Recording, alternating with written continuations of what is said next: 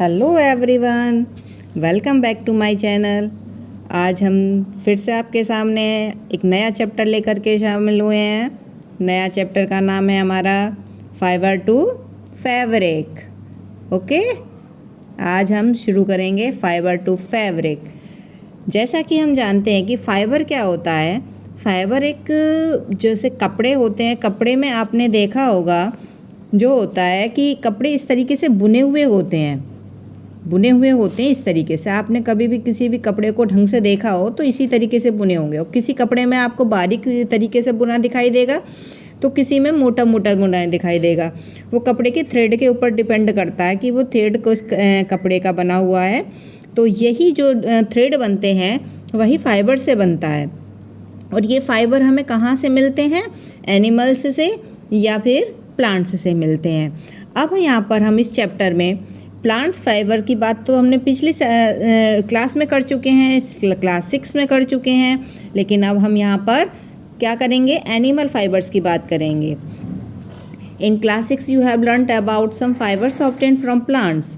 Class 6 में हम plants fibres के बारे में बात कर चुके हैं। You also learn that wool and silk fibres are obtained from animals. अब हम यहाँ पर भी एक वूल और सिल्क फाइबर के बारे में जो एनिमल से मिलते हैं उनके बारे में हम डिस्कस करेंगे। Wool is obtained from the flesh hair of the sheep of yak. Wool हमें शिप और याक के बालों से प्राप्त होती है।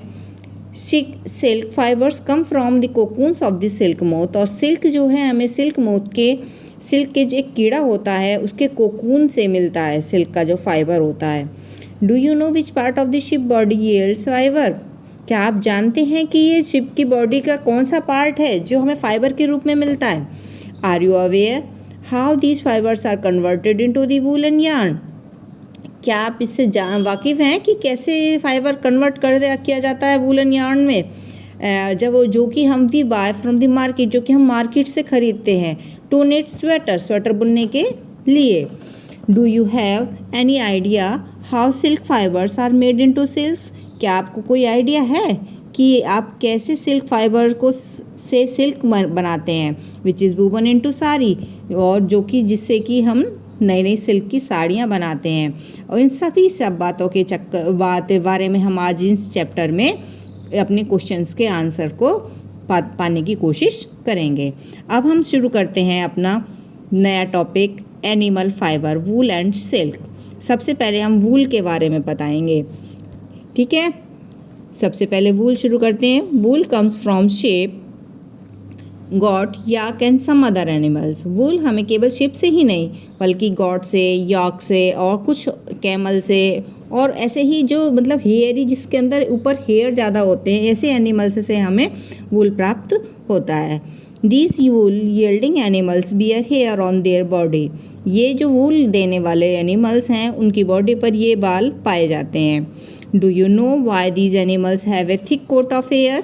क्या आप जानते हैं कि इन एनिमल्स के ऊपर इनकी स्किन पर ये थिक कोट क्यों होता है? Hair trap a lot of water. Hair के अंदर बहुत अधिक मात्रा में एयर जो है फंसी हुई रहती है। Air is a poor conductor of heat. Air जो है हीट का एक पुअर कंडक्टर होती है, जिससे कि हमारी हीट इधर से उधर कम पहुँच जा पाती है। यानी बॉडी की हीट है तो वो बॉडी के अंदर रहेगी और बाहर की जो हीट है वो बाहर ही रहेगी। As you would learn in chapter 4, आप जैसा कि चैप्टर 4 में देखेंगे।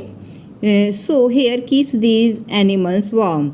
इसी प्रकार से हम ये कह सकते हैं कि जो एनिमल्स होते हैं इन बालों के माध्यम से ही या बालों की सहायता से ही अपने सर्दी में अपने आप को गर्म रख पाते हैं। Wool is derived from these hairy fibres. इस वूल से ही, इस फाइबर से, इनके जो हेयर होते हैं इसके फाइबर से ही हमें वूल प्राप्त की जाती है। इस एक्टिविटी को हम समझते हैं आगे वाली activity 3.1। Feel the hair on your body and the arms those on your head. अपने बॉडी पर पाए जाने वाले बालों को महसूस कीजिए, अपनी बाजुओं पर बालों को महसूस कीजिए, अपने सर पर जो आपके बाल हैं उन सबको आप देखिए। Do you find any difference? क्या आपको कुछ डिफरेंस नज़र आता है? Which one seem coarse and which one is soft. आप देखते हैं कि कुछ इसमें से हमारे बाल टेढ़े हैं। आप सर के बाल देखें तो थोड़े हार्ड होंगे और आपके हाथ पे जो बाल होंगे वो थोड़े सॉफ्ट होते हैं। इसी तरीके से like us the hairy skin of the shape has 2 types of the fibre. इसी तरीके से जैसे कि हमने अपनी एक्टिविटी में अपने हाथ की एक्टिविटी, अपने सर के बालों की एक्टिविटी में करके देखा है कि हमारे 2 तरीके के बाल हैं, इसी तरीके से शिप के भी 2 तरीके के बाल पाए जाते हैं। That forms in the fleece the coarse beard hair and the fine soft. एक तो थोड़े हार्ड बाल होते हैं उसके, और एक सॉफ्ट वाले बाल होते हैं जो कि इसकी स्किन पर पाए जाते हैं। The fine hair provide the fibres. जो फाइन हेयर होते हैं, जो अच्छे अच्छे बाल होते हैं उसके, उससे हमें फाइबर मिलता है वूल बनाने के लिए। Some breeds of sheep process only fine under hair.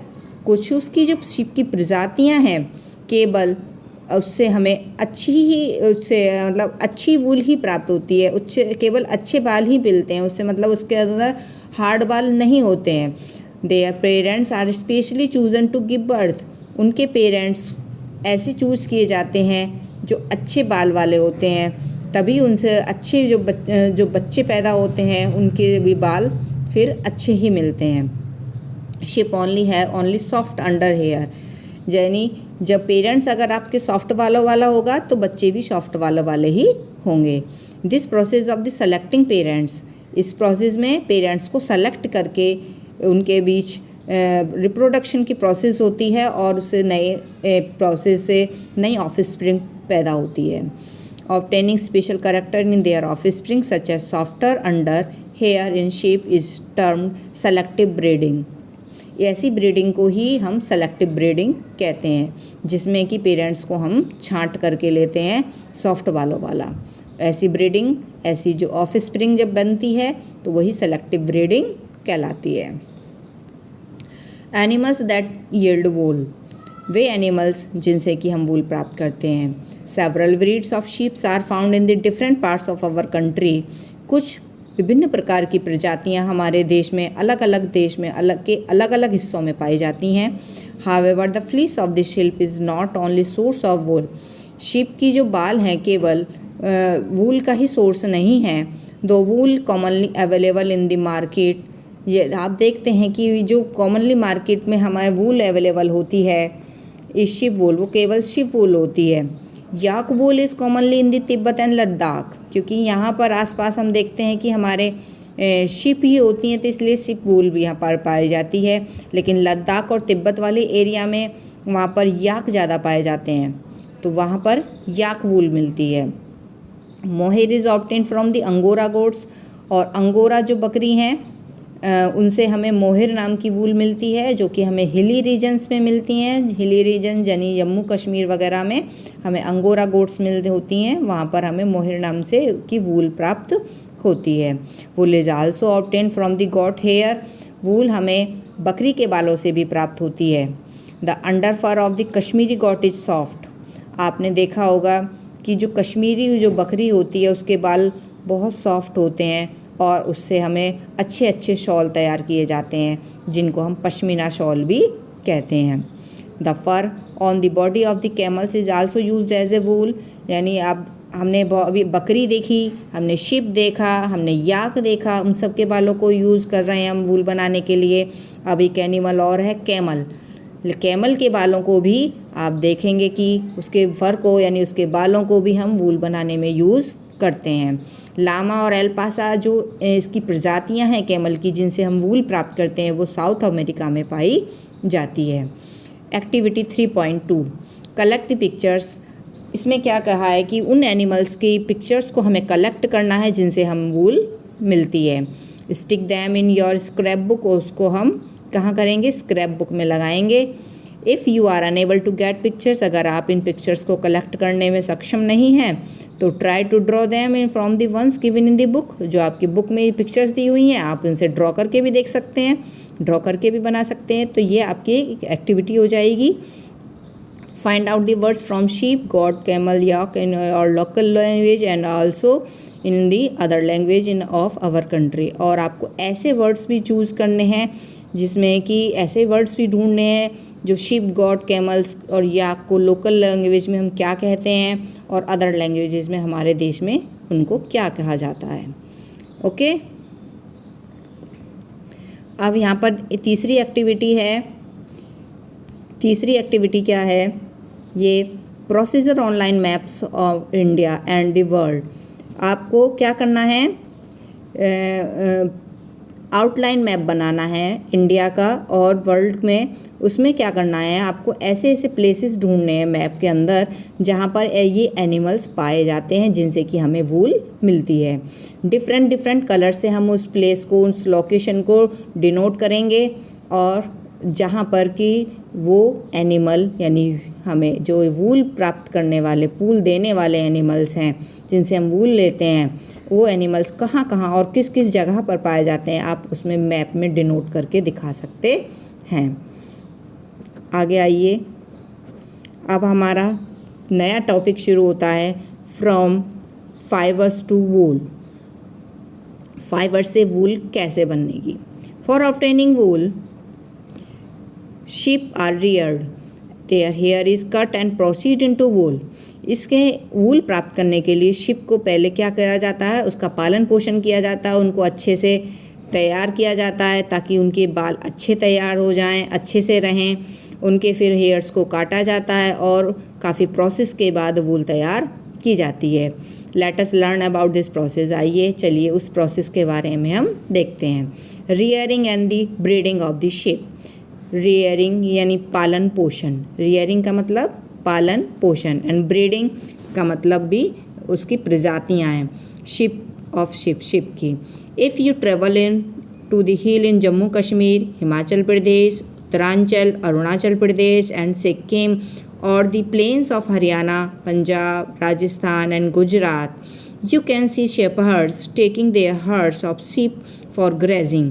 हम बहुत सारे हिली एरियाज़ में और प्लेन के भी कुछ एरियाज़ ऐसे हैं जहाँ पर हम देखते हैं कि भेड़ों को चराने वाले जो झुंड होते हैं, झुंडों को लेकर के वो एक शेपर्ड यानी उनको चराने वाले लेकर के आते हैं। आप खेतों में भी देखे होंगे कि जब गेहूं के कट जाते हैं उसके बाद हम देखते हैं कि खेतों में बहुत सारी भेड़ों को लेकर के कुछ लोग घूमते रहते हैं, उनको चराते रहते हैं। Sheep are herbivores. शिप चूँकि हर्बीवोर्स हैं एंड वो प्रेफर करती हैं घास और उनकी पत्तियों को, इसलिए उनको खेतों में चराने के लिए छोड़ा जाता है। Apart from grazing ship, rearers also feed them on a mixture of pulse, corn, jowar, oil cakes.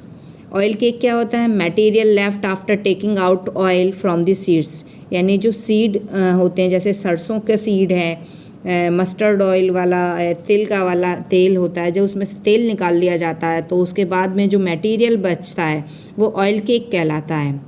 तो ऐसे जानवरों को जो ये ग्रेजिंग शिप्स होती हैं यानी ये घास वगैरह खाती हैं, ऐसे जानवरों को उनका अच्छे पालन पोषण के लिए और दाल, मक्का, ज्वार और ये ऑयल केक्स वगैरह भी खिलाते हैं जिनसे कि उन्हें अच्छे से पोषण मिल जाता है।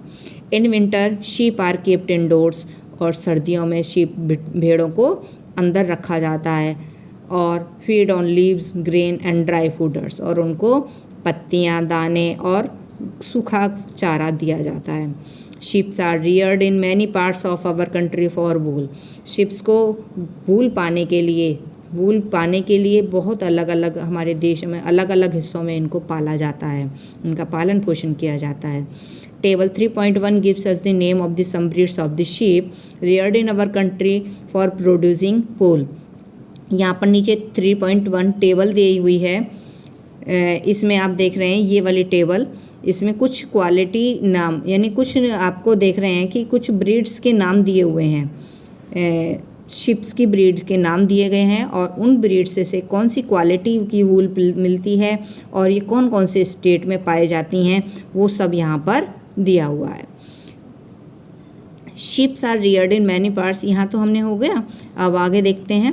The quality and the texture of the fibres obtain from them is also indicate in the table. यहाँ पर हम इसके क्वालिटी, टेक्सचर, फाइबर का जो इनसे मिलता है वो इस टेबल में भी दिखाई दे रहा है। सर्टेन ब्रीड्स ऑफ शीप, कुछ शीप की प्रजातियाँ ऐसी हैं, have thick coat of hair, जिनके ऊपर बहुत मोटी लेयर होती है बालों की उनकी बॉडी पर, जिनसे कि हमें अच्छी क्वालिटी की वूल मिलती है और बहुत अधिक मात्रा में भी मिलती है, लार्ज क्वांटिटी में भी मिलती है।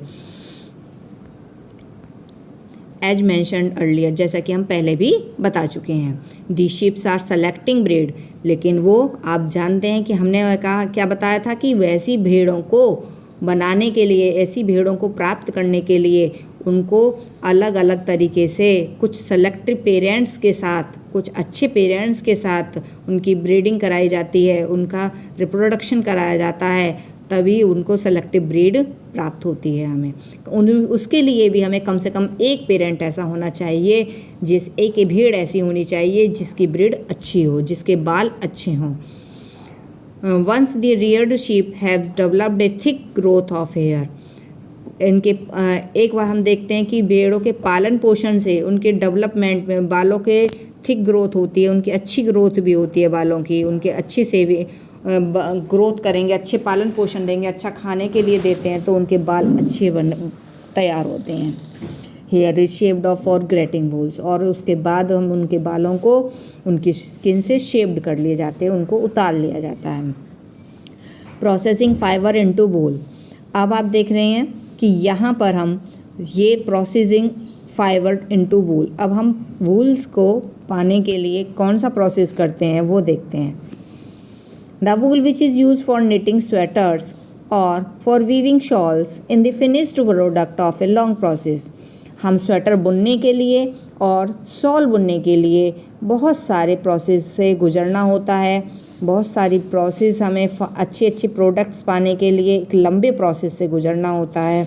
आइए चलिए हम उन स्टेप्स को देखते हैं कि क्या क्या वो हमारे स्टेप्स हैं।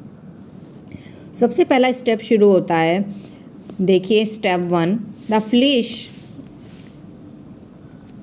Flash of the sheep along with a thin layer of skin is removed from its body. इसमें क्या होता है कि शेप के भेड़ के बालों को उसकी स्किन से रिमूव कर लिया जाता है। This process is called sharing. क्या कहलाती है ये प्रोसेस? हमारी शेयरिंग कहलाती है। ठीक है, मशीन से similar to those used by barbers, आप वही मशीनों को यहाँ पर भी यूज किया जाता है जो मशीन मनुष्य के बालों को नाई जैसे उतारता है।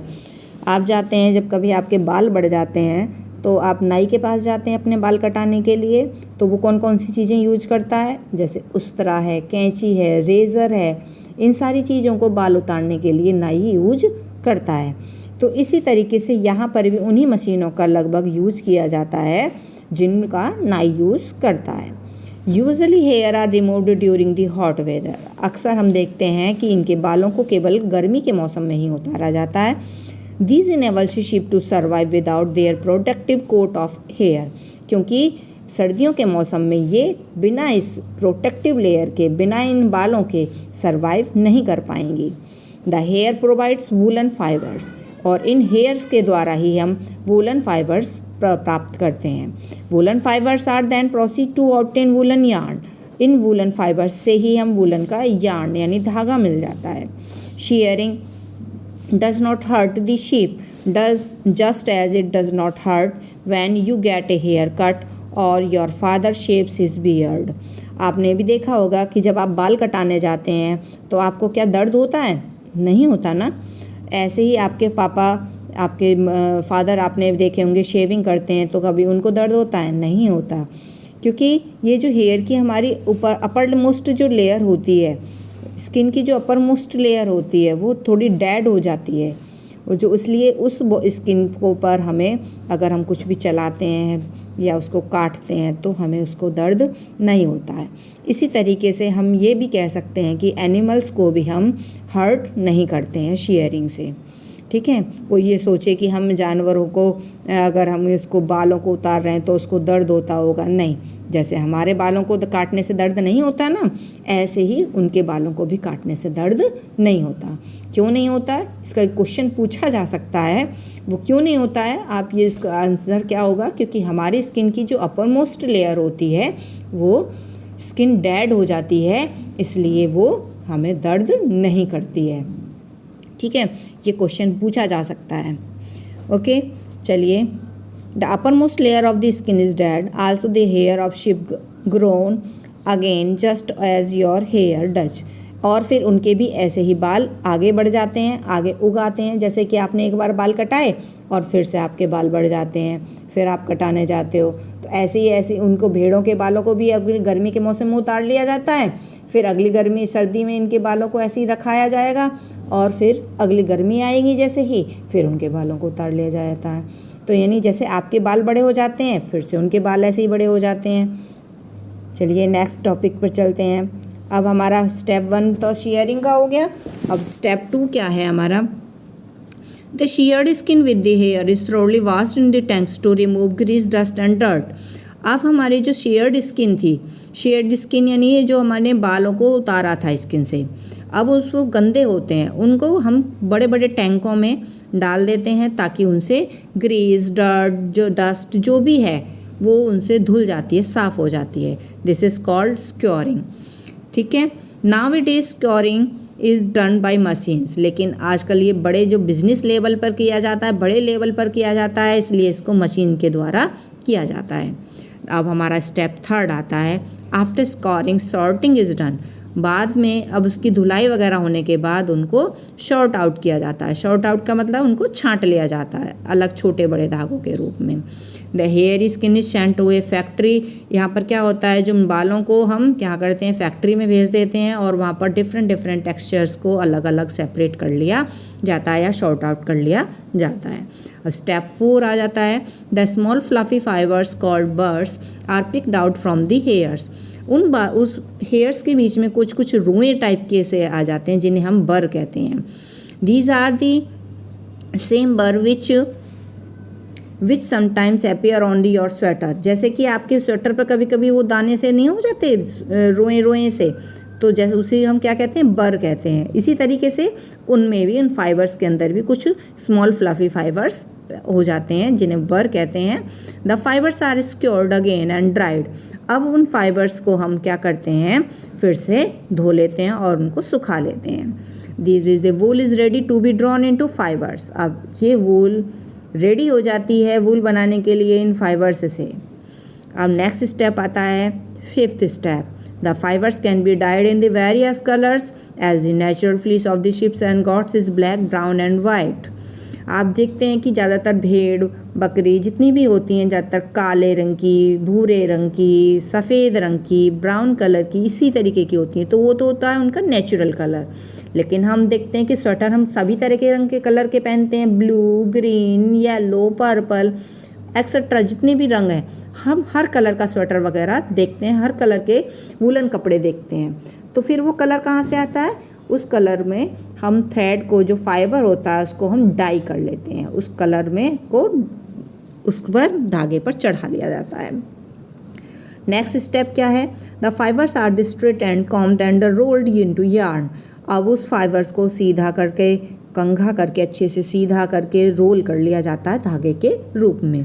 The longer fibres are made into wool for sweaters. जो लंबे लंबे धागे होते हैं उनको जो वूल में कन्वर्ट करके स्वेटर तैयार कर लिया जाता है, और जो शॉर्टर फाइबर होते हैं उनको शॉर्टर फाइबर से बुन करके और नए नए वूलन क्लॉथ्स छोटे छोटे धागों से मिला करके तैयार कर लिए जाते हैं।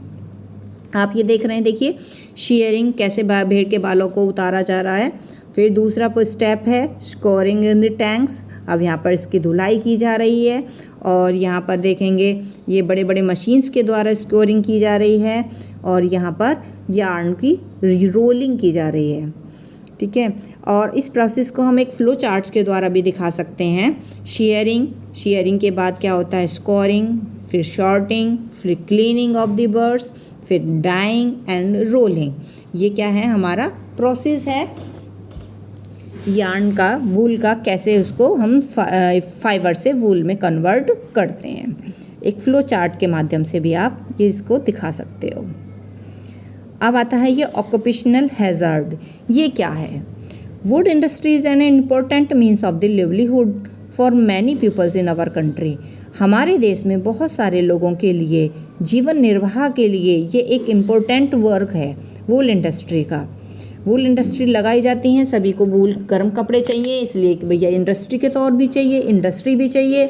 और जब इंडस्ट्री चाहिए कि सबको कपड़े चाहिए तो इंडस्ट्री कॉमन सी बात है कि इंडस्ट्री तो लगानी पड़ेगी, वरना सब हम ठंड में रहेंगे, हम सर्वाइव भी नहीं कर पाएंगे। But sorter's job is risky as sometimes they get infected by a bacterium anthrax. पर क्या होता है, यहाँ पर जो वर्कर्स होते हैं उनकी जॉब बड़ी रिस्की होती है, क्योंकि वहाँ पर जहाँ पर ये वूल का वर्क होता है वहाँ पर एक बैक्टीरिया इन्फेक्ट कर देता है। उस बैक्टीरिया का नाम होता है anthrax, which causes A fatal blood disease, जो बड़ी एक घातक एक ब्लड की बीमारी बना देता है, जिसको हम शॉर्टर्स डिजीज़ कहते हैं। Such risk faced by the workers in an industry are called a occupational hazard. ये रिस्क जो है इंडस्ट्री के अंदर वर्कर्स के अंदर जो फेस करते हैं उसी को हम ऑक्यूपेशनल हैज़र्ड बोलते हैं। Activity 3.4 debate amongst your classmates whether if it is fair on the part of human to rear sheep and then chop off their hair for getting wool। ये आप अपने क्लासमेट्स के साथ आप डिस्कस करेंगे, debate करेंगे कि कैसे आप ह्यूमन के तरीके से ही आप वूल को, शिप के भेड़ों के बालों को, बकरी के बालों को आप उनका कैसे पालन पोषण करते हैं, कैसे उनके से बालों को अलग अलग अपनी स्किन से अलग किया जाता है, कैसे उस प्रोसेस को फाइबर से यार्न बनाने तक की प्रोसेस को, उन सब को आप अपने क्लासमेट के साथ डिस्कस करेंगे, जिससे कि आपकी ये प्रोसेस लर्न हो जाएगी आपको। और ये केवल प्रोसेस का नाम भी पूछा जा सकता है, एक लॉन्ग क्वेश्चन के अंदर भी इसको पूछा जा सकता है। अब हमारा नेक्स्ट टॉपिक जो है सिल्क है, और सिल्क को हम अगले वीडियो के अंदर देखेंगे। आज के लिए ही इतना ही। Thank you, have a nice day. अगर आपको मेरी वीडियो अच्छी लगी हो तो प्लीज़ लाइक एंड सब्सक्राइब ज़रूर करें, मुझे सपोर्ट करें। Thank you. Okay, bye bye.